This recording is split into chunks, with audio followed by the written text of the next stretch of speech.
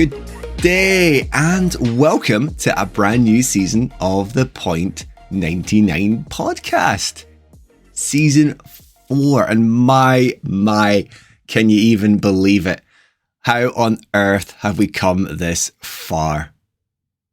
It's so good to hear the music leading me into a recording once again, though. I've been off the air for far too long.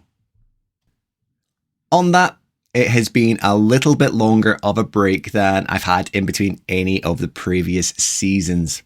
Nothing special's been going on. I just wanted to start fresh in the new year and give everyone, including myself, time to enjoy the festivities.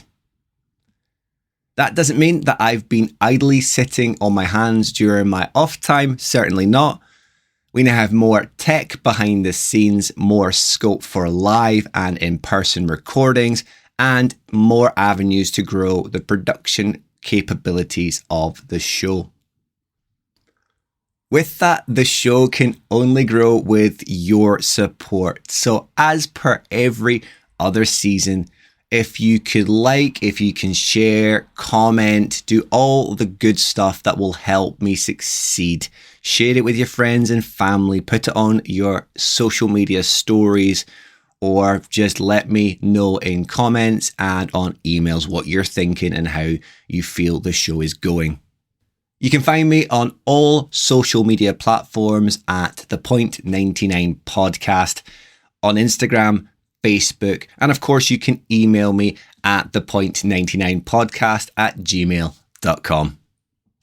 Moving on, and in partnership with another podcast that I'll be co-hosting, coming out very soon, but very much in its infancy. We're still trying to smooth out some of the rough edges. There is going to be scope for video format content to come to the 99 podcast. Whether that appears in season 4 is up in the air, but going forward, I want to be able to give you all more of a look into the full shebang of the show, everything that goes into the production, a little bit more in the way of interactivity, of interviews, you name it, that sort of stuff. For season 4 though, and as you've become accustomed to, I've lined up what I feel is a fantastic guest list. We've got a mixture of everyday runners and those who go a little bit extra on top of the everyday runner classification. Every single one of them does, however, have an amazing story to share, and they do cover a good mixture of distances. We do have one returning guest from a previous season joining us, but everyone else is fresh to the hot seat. Throughout the episodes, you may be treated as well to small segment chats with previous guests or people from within the community. Not full-blown guests, but just little insights into the wider running community and things that are going on within it. To give you confidence in the 99 as well, while preparing the guest list for season 4, I've got more than enough interest to start forming an idea of season 5. But with that, I'm not going to get too ahead of myself. And let's not forget the one episode standard staple, the intro. For anyone joining us for the very first time in season 4, what is the Point 99 podcast? Well, we're a running podcast created by runners for runners. If you're new to running or to the podcast, we hope to have guests, topics and discussions that will help you along whatever path your journey is taking. For any seasoned runners or listeners, maybe we'll have some stories that will have you empathizing with our experiences and predicaments. Whether it's lessons we've learned during our own journeys, embarrassing stories or heartstring pulling moments, we hope you'll stick with us while we try to share some good vibes, motivation and positivity. And hopefully we can have a laugh along the way.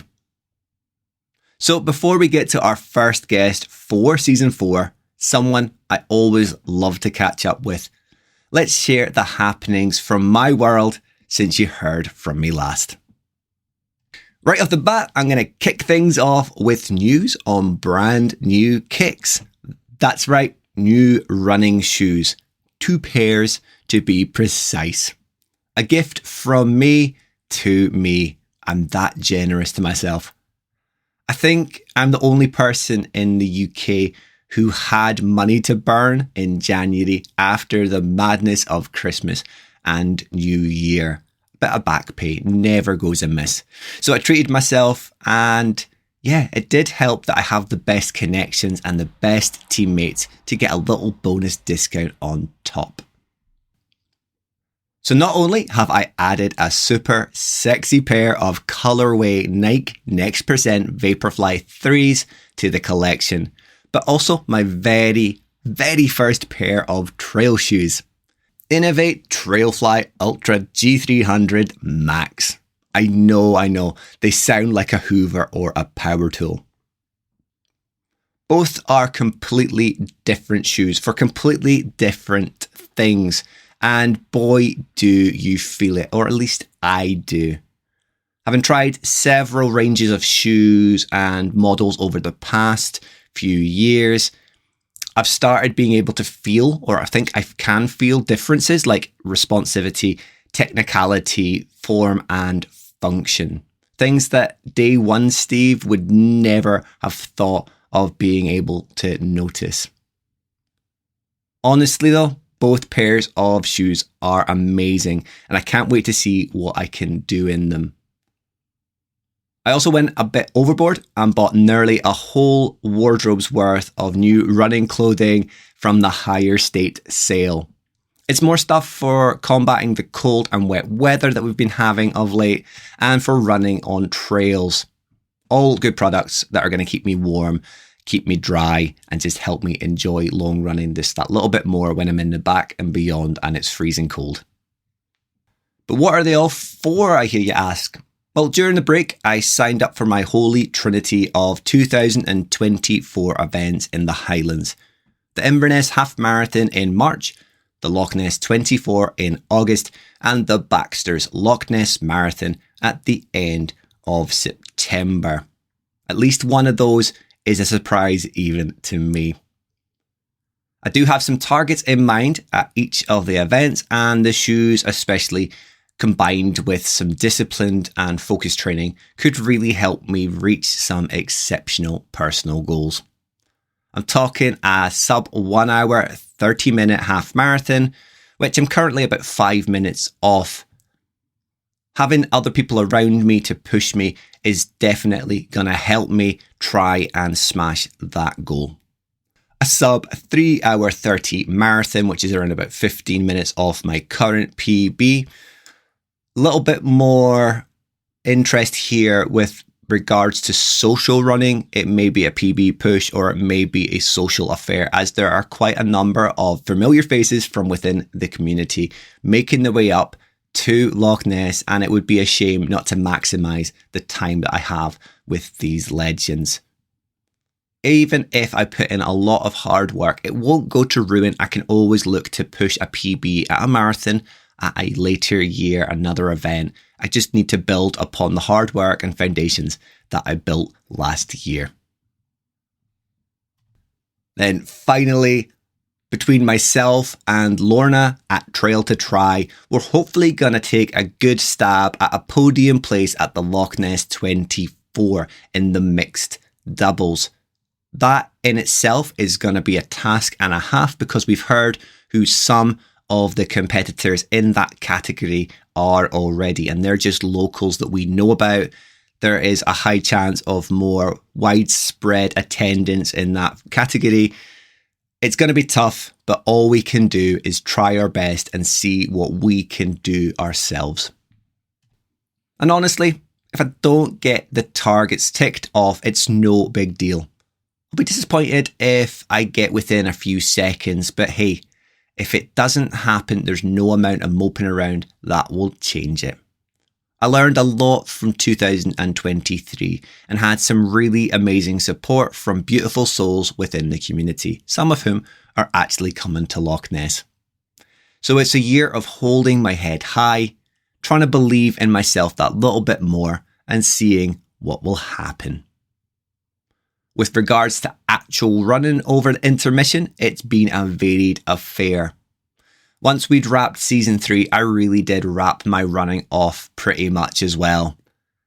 I really took it easy on the run up to New Year and tried to maximise the rest. Certainly, I kicked off December with the 1 hour 35 minutes in the half marathon distance, but following that, I took it easy going forward from there. January has, however, been a little bit more of a return to normality for me, as I've tried to hit a Tuesday, Thursday and Sunday session, weather permitting. At the time of recording, I've ticked off around about 110 kilometres, with week 3 being a bit of a washout with the amount of snow we've had in the Highlands. You might see some runners on social media heading out in the snow and looking like heroes, which I may have done once upon a time, but I'm erring on the side of caution this year. 8 inches of snow is not fun to run in as much as it would be great for resistance training, so I'm playing it safe and sticking to some solid strength and conditioning work. And not risking a slip and fall to scupper later goals within the year. I'm also a firm believer that distance doesn't matter. What I run is what I run. What you run is what you run. You should be proud of what you do. I am, however, extremely happy to have ticked off over 1,000 miles in 2023 and would hope to better that by some margin this year. In reality, though, if I don't, it's not a big deal either. If I do, that's amazing.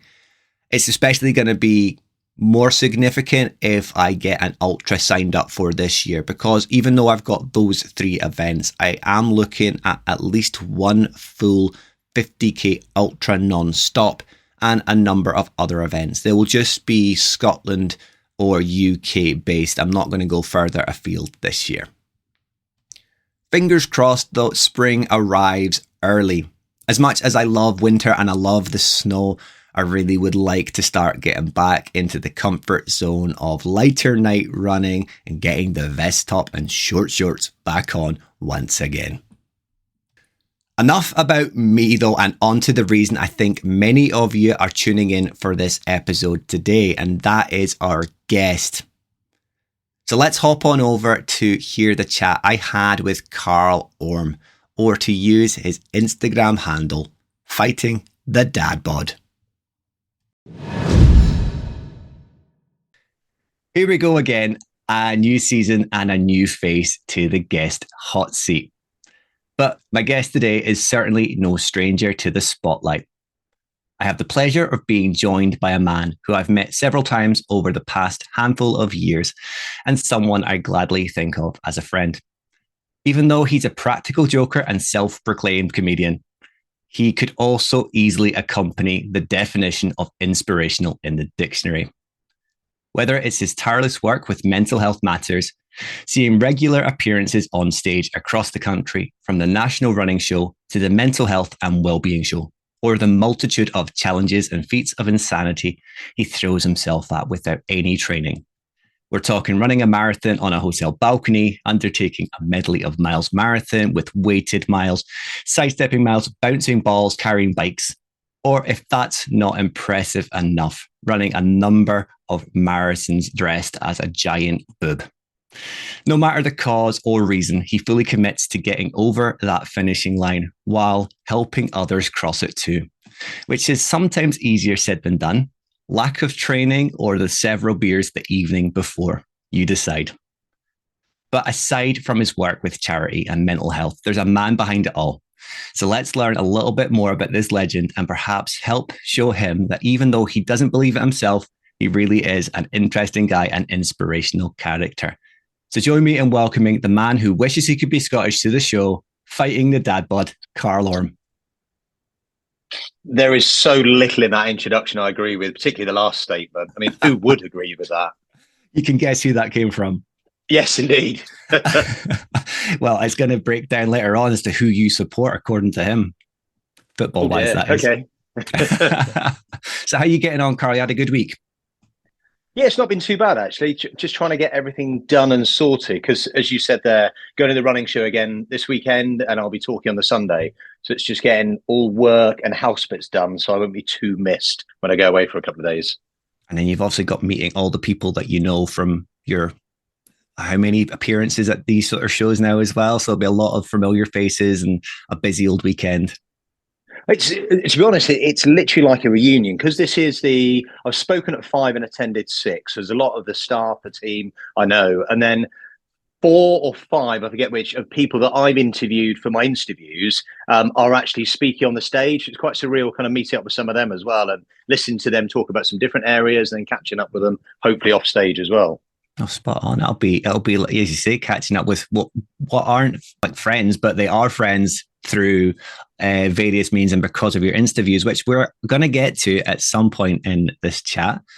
But before we get too in depth with our familiarity, there's going to be a few people listening that maybe aren't familiar with who you are and your background with running. I would ask if you've been for a run this week, but I know the answer to that already.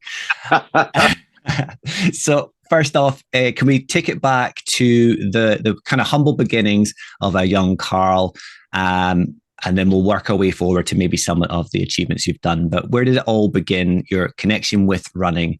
Was there athletic youth, or was it all kind of part and parcel of your military service? Okay, so running itself, I didn't do much of in the army beyond what was required. So obviously, as you can imagine, you need to maintain a basic standard of fitness and kind of the other fitness I had as a result of doing sports, whether that be football, hockey, boxing, tug of war. To running properly, as many of the running community would know it, for me started about 2019. I'd been made redundant from a job, and as a result of that, I had a relapse into a state of depression and mental health problems. And it probably knocked me for six, to be honest. And I was questioning a lot about myself, my own worth as kind of a father, as a husband, as a man in general. And what I ended up doing is, for several years, I'd said, "Oh, I'll do a marathon. I'll give one of those a go." Put in a place for London, didn't get one, so I thought, well, that's it then. I've given it a go. So this time, about April, May 2019, I actually paid for an entry into the New Forest Marathon. With that paid for, I thought, God, I better do something to try and train for it. I've not run anything near this distance before.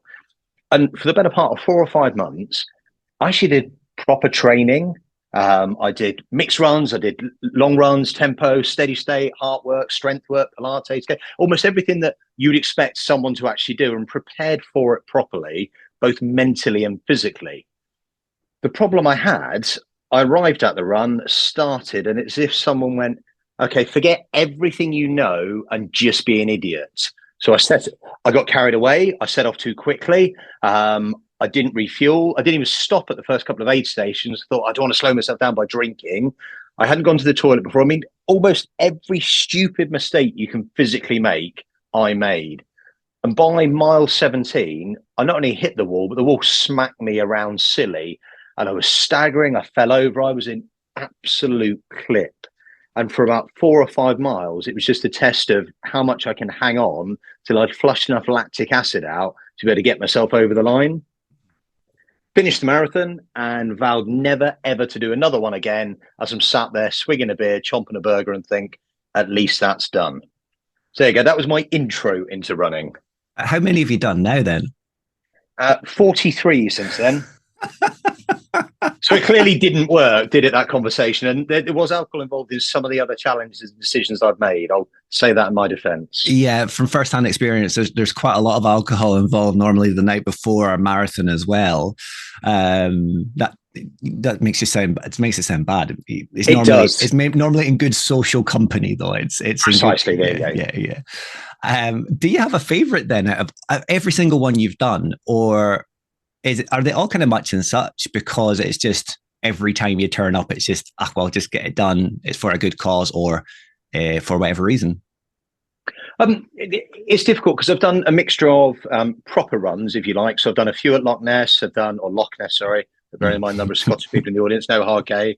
I've done Edinburgh, But obviously, the Loch Ness one, I did one of them with very kindly provided props from you with a Nessie hobby horse and a bubble machine. So that was quite good fun. The Edinburgh one in a kilt was good fun for a bit, but there's only so many times you can be shouted Carol because you can't seem to say my name up there. That And the chafing wasn't fantastic either. So, and then you've got other silly ones, as you said, some of the ones I've done where during it was fun and enjoyable because it was so ridiculous that people kind of got involved. So the one on the balcony when I was on holiday, it was just people couldn't get over how stupid it was. Neither could I. So you could laugh your way through it as much as it hurt. And those turns, like doing the world's worst bleep test on a 3 meter balcony.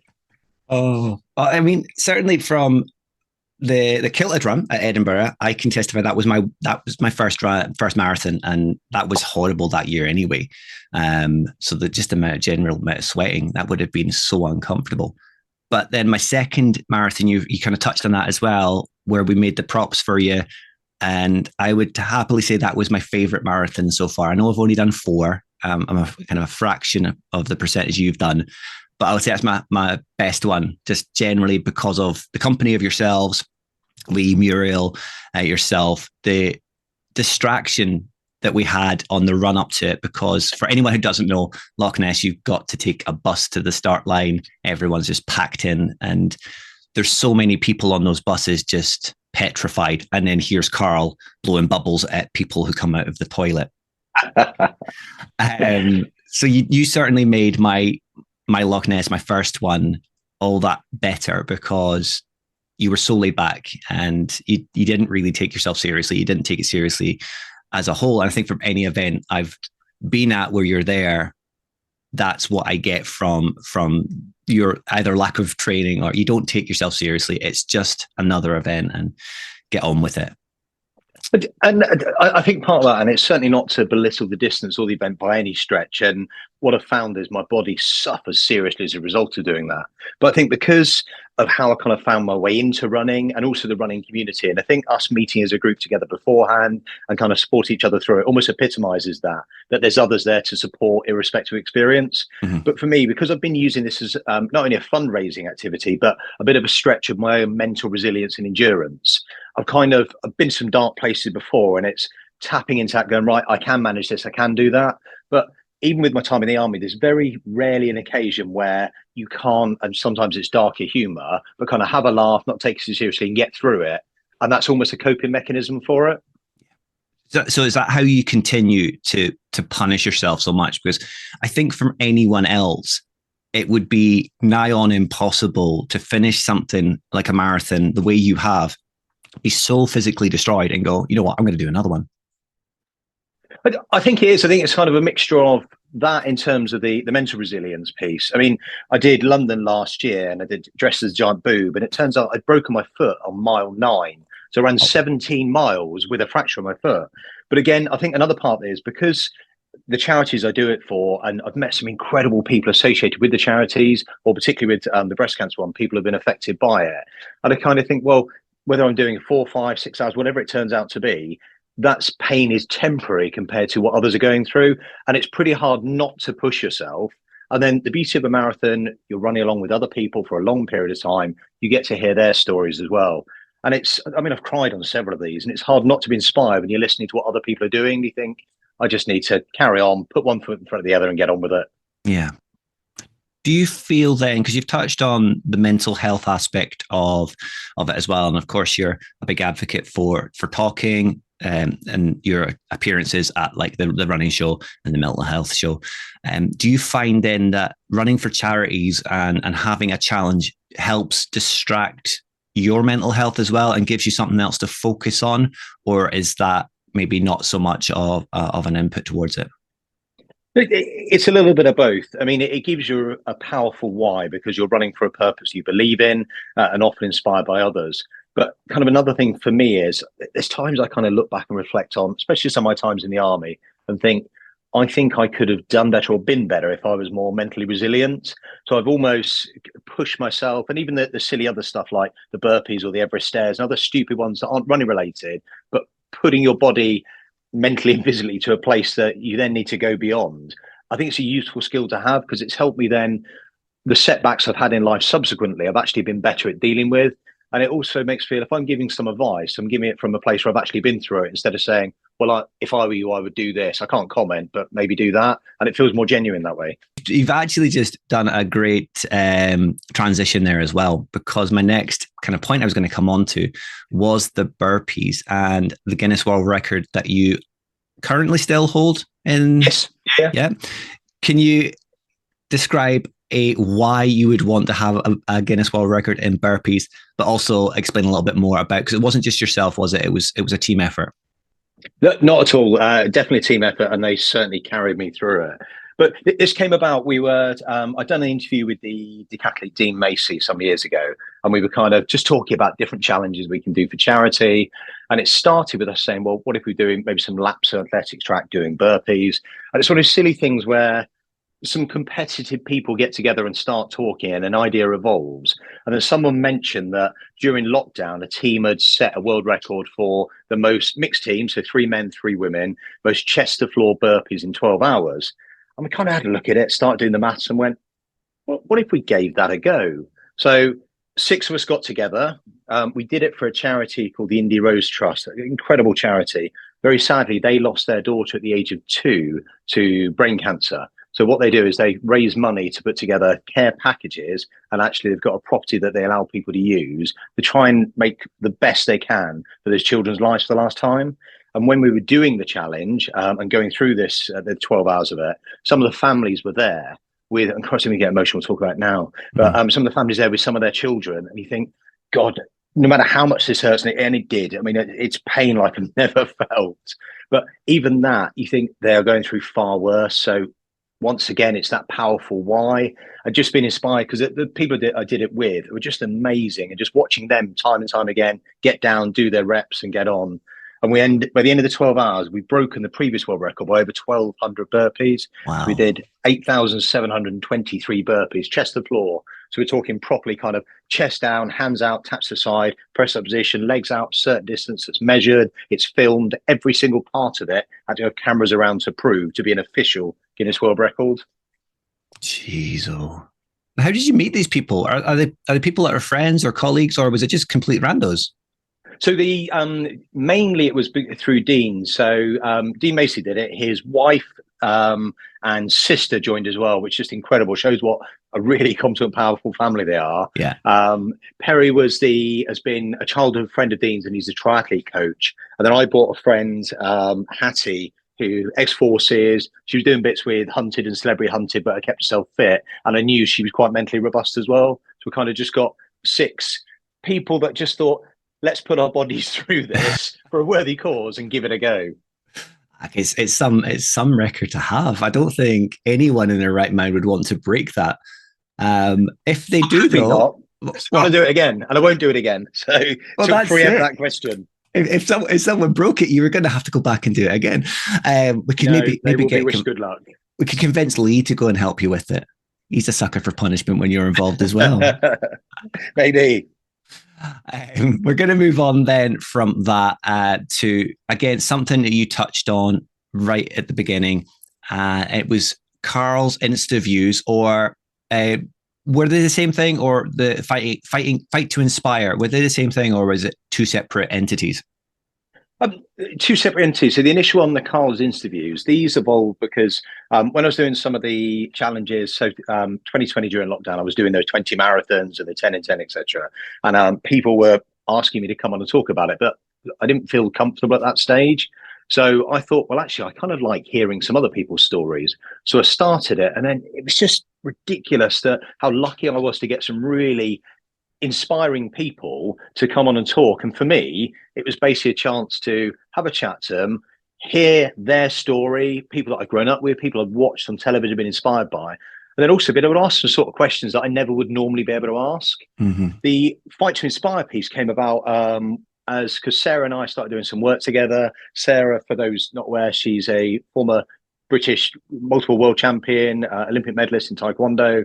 And we'd done some bits together, including some speaking parts. And we kind of reached into some of her world as well, with some of the more Taekwondo and sort of fighting areas, as it were, to then be able to bring on some different guests, have a talk to them and put a different spin on it, but still of the idea, just sharing their story with everyone, just to try and give people an opportunity to see how people have become inspired, where they've come from, how they've got there. And the other part there is, and I had this particularly, so Adam Jamili is a perfect example, that irrespective of the success you think they're going through, everyone still has the same problems, whether that's injury, whether it's health, mental health, and just being able to connect them in a way that potentially some of the normal interviews on Sky or whatever don't always have. I think from the ones that I managed to catch, it's especially Adams, you forget that even though they're on TV and even though they're effectively celebrities, they are still just people. And you get that from the conversations you had with them. But absolutely, and for me, it's been quite humbling actually. The number of them that are still in touch now. I mean, Adam came down to see me in the London Marathon cheer on. There's others that have done charity events or are doing, and even I've got 4 or 5 of them that are contributing to a mental health book I'm doing at the moment.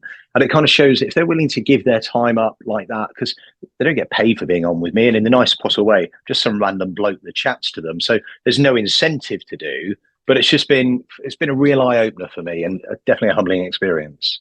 Would there be any chance then that the interviews and maybe some more Fight to Inspire would make a reappearance in the future? That was something that Lee was quite keen to know as well.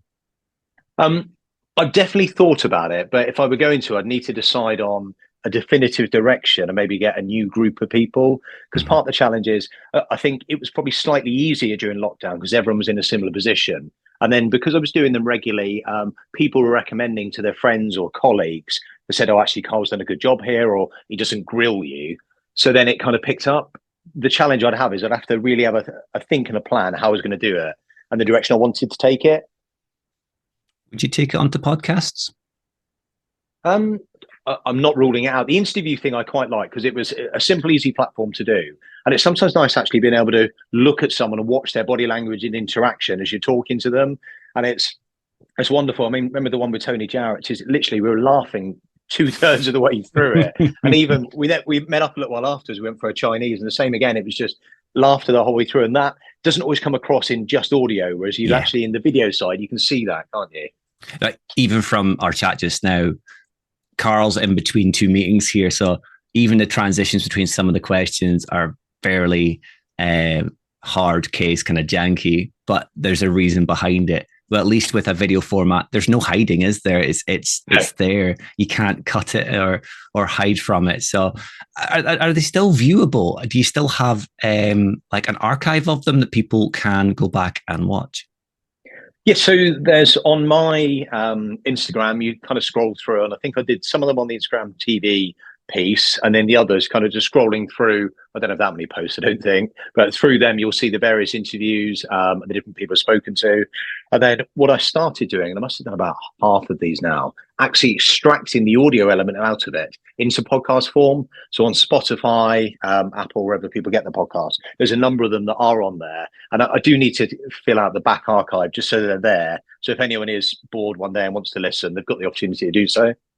That's good to know. What I will do myself as well, I'll put links to it in all the kind of descriptions, but also on our website, I'll maybe make you a little page there where it can be easily accessed.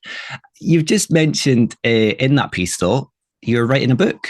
That's new to me as well. So this is good to know. Yeah, I'm doing writing one about mental health, unsurprisingly. With the idea being that I'm kind of telling my own mental health story, but what I've got is a number of contributors from the sports world, celebrity world, and the military world, with a dedicated chapter each, kind of talking through some of their experiences, with the idea being that not only is it an opportunity for people to read different experiences and examples, whether in some instances the impacts of mental health through leaving sport, others through racial discrimination, how that negatively impacted them, and then hopefully interweaving it all together should make a slightly more interesting or compelling read than just me having a waffle along. And I'm hoping that it's going to raise some money for mental health charity with the sales of it as well when complete. When is the completion due for, or is it still kind of fictional date in the horizon? I'm hoping for the end of this year. I've been writing for a little while now, and I'm doing a couple of kind of written interviews with some of the previous guests and contributors. But if I say it officially, then I'll be held to it. So some miraculous date in the future, hopefully maybe by the end of 2024. Christmas 2024, I'll be expecting a signed copy under the Christmas tree then. But there you go. We'll see how that works out for you. Oh, no, that's really good. I'm looking forward to that because that's something different. Have you done much writing in the past? I've done bits and pieces, but nothing of that sort of volume. So I've done a bit of creative writing for websites and bits, and a bit of travel writing, and on and off during the time when I've travelled to different places, I've kept a bit of a diary. But it's not quite the same. Is it the same as? No, yeah. Am I going to be interesting, compelling enough to translate onto the page so people who actually want to read it? Or the other option is they skip my bits and read the people that are actually interested in the contributors. Not at all. I'm sure everyone will love every word that's in that. So you've kind of covered there bits and pieces with charity work that you've done in the past, and obviously now the book as well, and the kind of proceeds that can go towards mental health charities. There is something else on the back burner that I'm aware of. Is that something you would like to share today? The possible, or I'm not sure how far you are along with the planning and if it's still the case, but do you want to share? September's plan. September, okay. Yeah, it's we talk about the headway now. Make sure we're talking. Yes, we are. Yeah, unless you've got something else that. No, it's still very much intending to. About the second week in September, I'm aiming to run the 156 miles from, and please forgive the pronunciation, I think it's Vatersay, the southernmost island, to Stornoway in the north. So across all of the Hebridean islands, involving a couple of ferries and a lot of running, with my boob costume, to try and raise some money for breast cancer and put my body through another kick in the interest of charity. Because kicking yourself so many times in marathons before wasn't enough. You needed a bigger, scarier challenge, didn't you? Well, you said that. I actually do, because I did. What was the last marathon I did? Must have been Loch Ness, actually. Yeah. People are going, "Oh, you've run marathons before, so we're not going to sponsor you." Oh, right, thanks. Well, I've still got money to raise for charity because I'm trying to do this. Oh, well, I've already sponsored you for that, so you've got to do something different. So that's almost where these things kind of grow and evolve into just getting more ridiculous. So 156 miles. I'm aiming to do it non-stop beyond, pausing for food, drink, and general collapsing, and see how long it takes me and how I do. And hopefully we'll have a few familiar faces. I'm definitely hoping to get along. And I know a few of the standard Loch Ness squad are planning to make an appearance as well. So for anyone who doesn't follow Carl and wants to follow the Heb Challenge and anything else that he's doing, hop on over to his Instagram. That's probably the best place to find out everything, isn't it, Carl?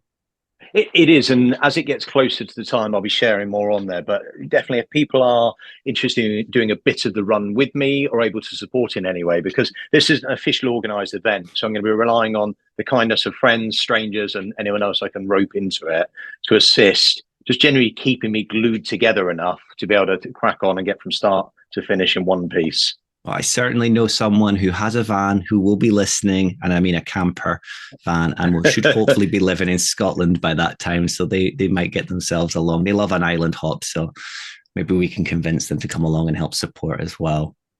Sounds awesome. And that's, for me, so many of the challenges I've done, it's that kindness of strangers piece that really reminds you how good people can be. When I did that, the 10 marathons in 10 days at the back end of 2020, just because we were running out of time and I had to get them done. It's amazing how people were willing to help, support, assist with kind of food, accommodation, other things, just to keep you going, because they recognize, especially in the sort of state of me, what I was trying to achieve. And sometimes the only way you can do any of this, and this is where the running community are so fantastic, is being able to get that help and support from them.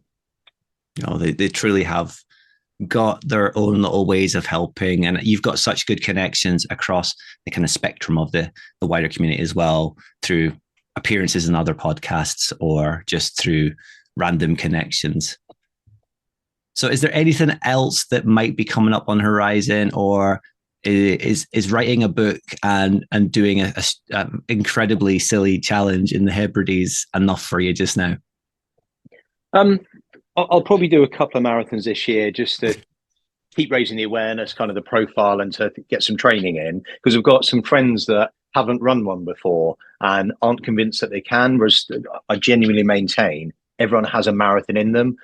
Maybe it's not going to be a world record pace, and mine certainly aren't. But I think if you can support and help people through it, even if it's primarily a run walk program, they can still do it. So I'm going to be doing a couple of marathons with people there first, and it feels kind of good doing that with them and seeing that sense of satisfaction when they complete it.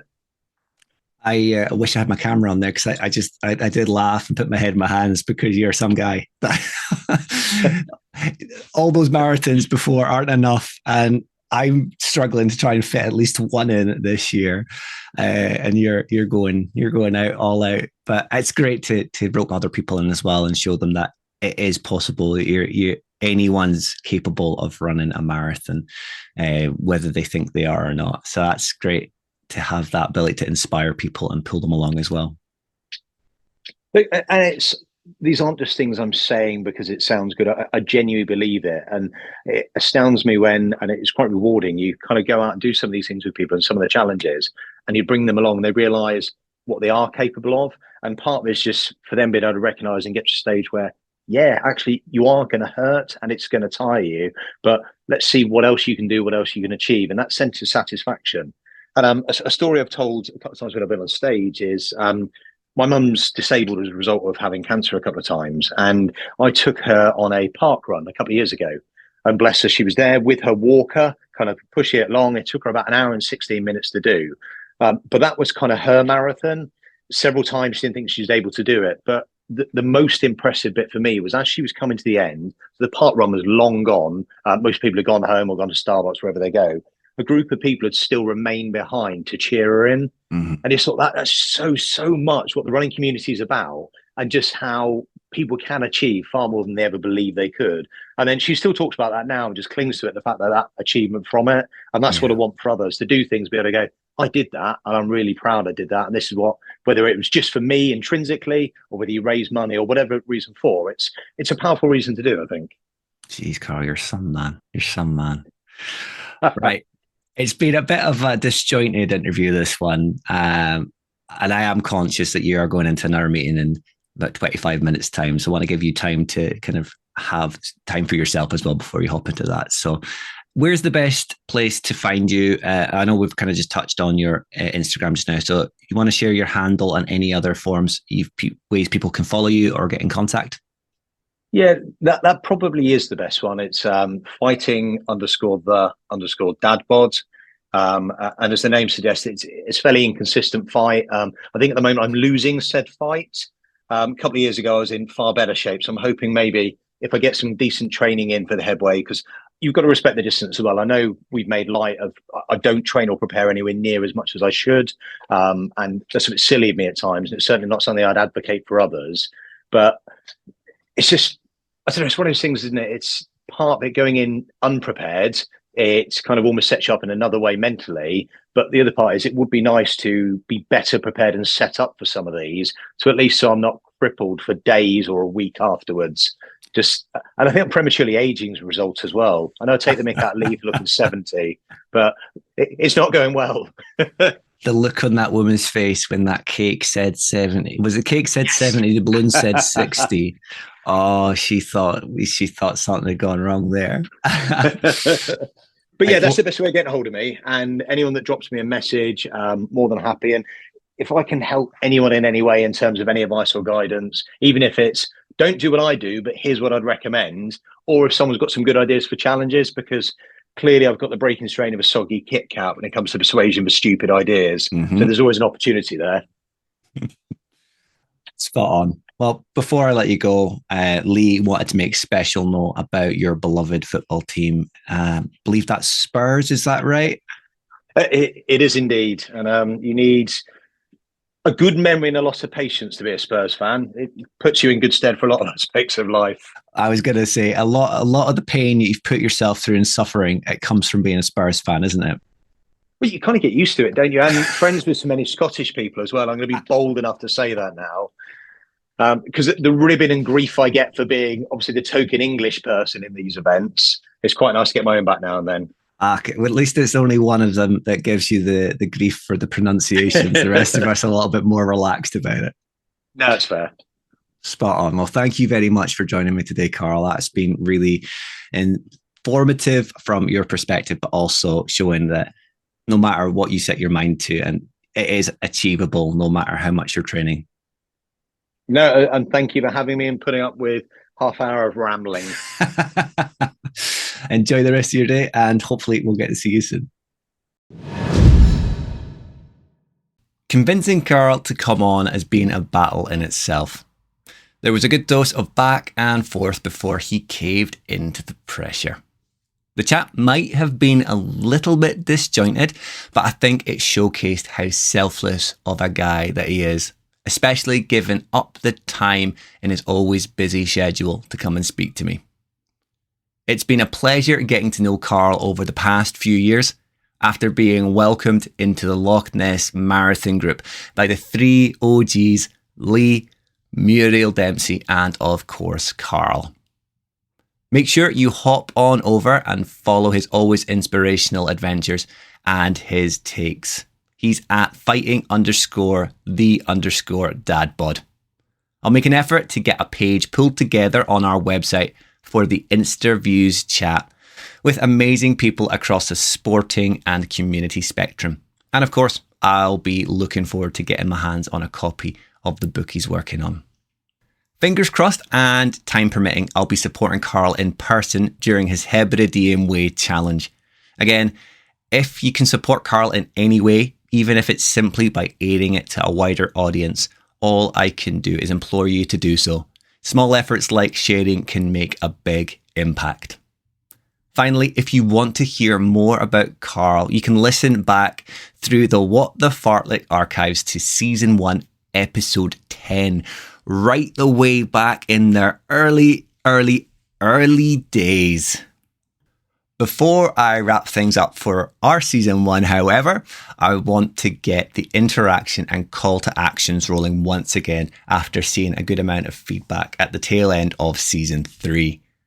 I'll pop it up on social media, but my question to you all today is, did you set a running or sporting related New Year's resolution? If so, what is it? And let me know, have you broken it yet, or are you sticking to your guns and seeing it through? That is, as they say, however, that. It's great to be back recording and sharing the stories from the faces and voices within the community.